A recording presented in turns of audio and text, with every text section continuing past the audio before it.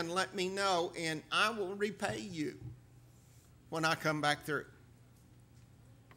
I am impressed by this because it is so important in that it teaches us the act of compassion.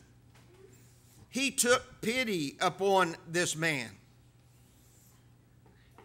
and he saw and met his needs.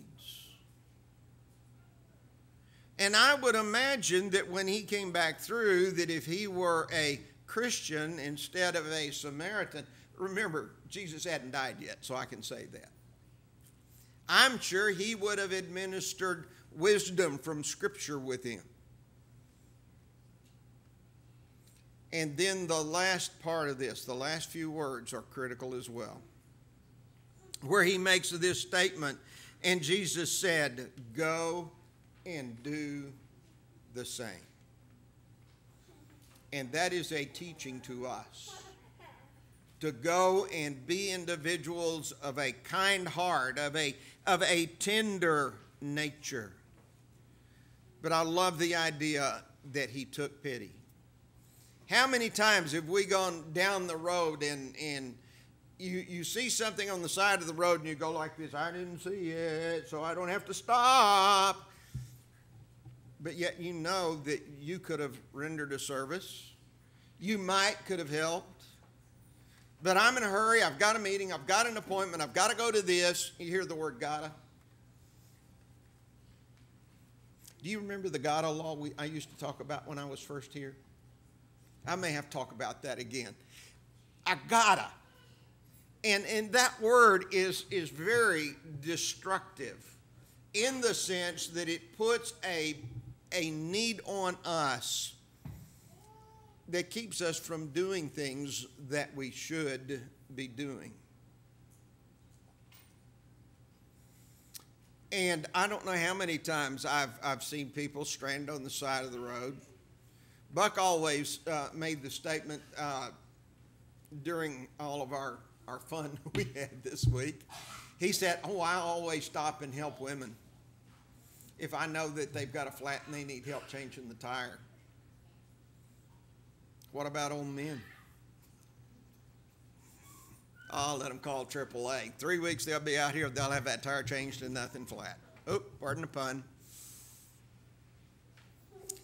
There is so much to be said about what is taking place. In Hebrews, it tells us in Hebrews 13:2, "Do not forget to show hospitality."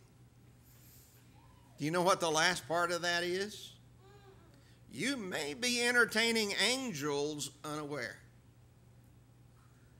That person that you pull over and help on the side of the road, as dangerous as it is, or the person that you take in and help because they are disabled, hurt, injured, sick, those are also the folks that need help as well. And then the scripture that Stanford read, Galatians. In Galatians 6:10, he says, "Do good unto all men, especially those of the household of faith." Okay, preacher, what you hammering about now? What's the meaning of all this? Well, I will tell you the meaning. Doug kind of got it started. Way back in the earlier part, late spring, I received a phone call from a man I did not know representing a organization I had never heard of. It's called Bike and Build. And he explained very briefly that we ride our bicycles across country raising money to build housing that is affordable, so that people may have the opportunity to have affordable housing. And so they raise money. And when I say raise money, they don't set out with a pan on the corner of the street. They contact people. And Johnny said there's one of them that she worked with during this period of time. She said, "That gal knows how to get the job done. So if you need a salesman, I'll give you your name." because she could talk with people about the passion of building affordable homes. Okay. The elders said, well, if the men say it's okay, we'll do it. And the men said, reluctantly in some cases, me too for a bit of that, oh, sure, bring them on. We'll take care of them.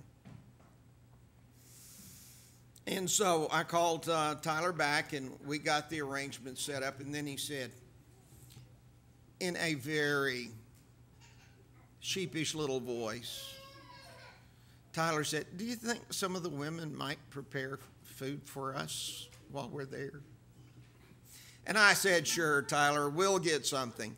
And so we had it, and I'm not going to name names because there's too many people involved in this, and I'll overlook somebody inevitably. But a gentleman said, I'll cook barbecue, and I can make potato salad and beans and all of this. And I thought, okay, if he can do that, I can make a couple of things. Well, then I find out that they have vegetarians in the group. And I was wondering, what do you feed a vegetarian? And I thought, well, we could let them graze on the lawn, but I thought that wouldn't be very nice. So I will mention one name, my spouse. Johnny's went out on the internet, and she said, now, do you know if they're vegetarian or vegan? Vegan?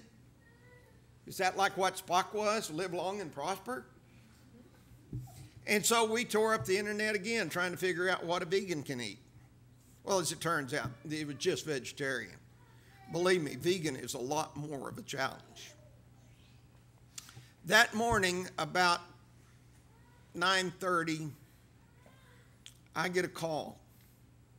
I could not understand. I don't hear on the phone very well, as most of you know, and I couldn't understand this young lady. So I put her on speaker so Johnny's and I both could translate it. And it was one of the team leaders of Bike and Build, and she said, we have just had a terrible accident. I cannot tell you any more. I don't know any more details.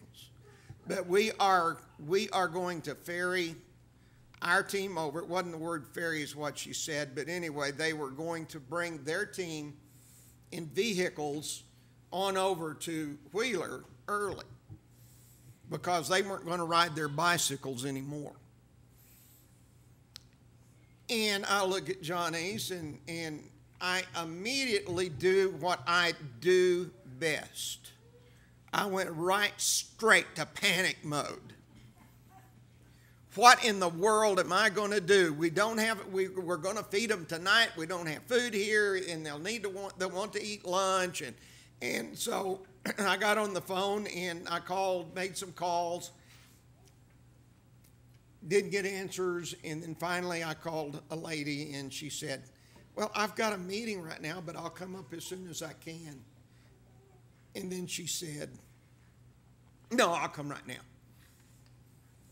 And from that moment on, I went, I've got somebody to help me work with this. Between her and Johnny's and I and some others, next thing I knew, the kitchen was swarming with folks.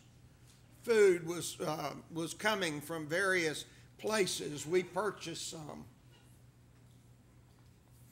But it amazes me how it went when all of the things began to be made known to the community. And we began to have food. And I tell you what, that Kim Moore, I will say this about her. There is not an idle bone in her body. And I called her and I said, Kim, we need some food. What kind of food? I said, here, talk to Johnny's.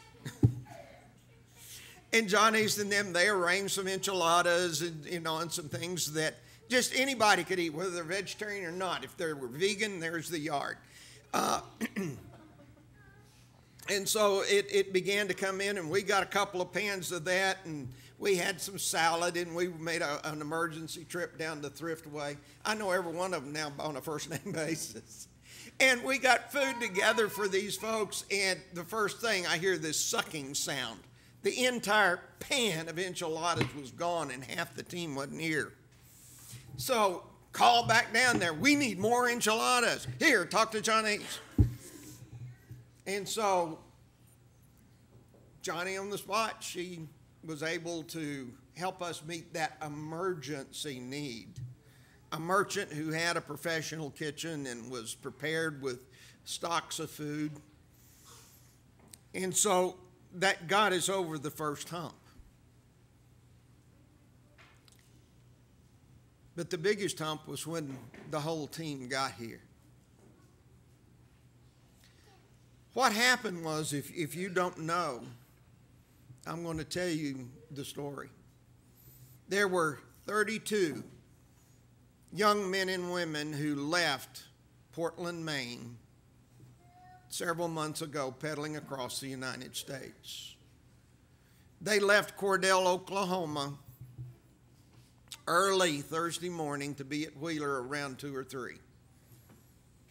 And they were about 15 miles from Cordell on 152 when a distracted driver ran over the last 2 riders in the group. Patrick was riding the very last, he and his friend Bridget, both of them being from Florida. Patrick was killed right then. Bridget was seriously injured. At one point, they didn't know if she was going to make it, and if she did make it, she'd probably lose her leg. And if you ever see her picture, you'll see the tragedy of that. She's a beautiful young lady. They airlifted Bridget. They shuttled the young folks over here, the churches in Sayre, pitched in and got all the buses they needed to get the bicycles and the staff. And we had bicycles lined up in front of this building, and we had people in circles, and they were crying because they'd lost a friend. And I told them, I said, well, behind this building here is the kitchen, and this is where we prepared a place for you to sleep and to stay. And basically, we just opened our doors. Whatever you want to do, whatever you need, let us know. We'll take care of it. And they took us up on the word. We had them sleeping all over the pews. I had cots for them, but they preferred the pews, the floor, whatever. But getting back to the story, whenever they started going into the kitchen, into the multi-purpose building, Johnny said that this one young lady came in to the room and she was weeping. And Johnny immediately went to her, as many others did, and embraced her and hugged her and just held her.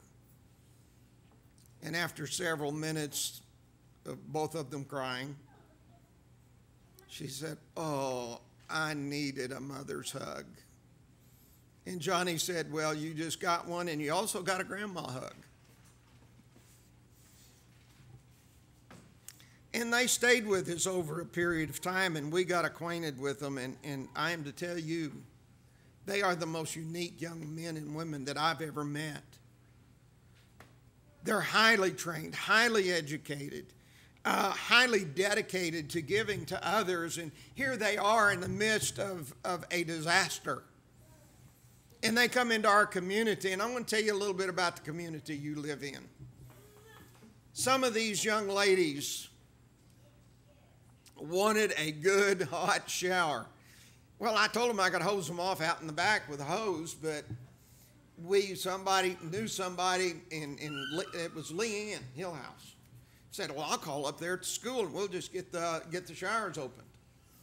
And so she made the call, and we started shuttling. That's their word, shuttling the men and the women up there to the different showers, and so that they could clean up and be refreshed from their shower.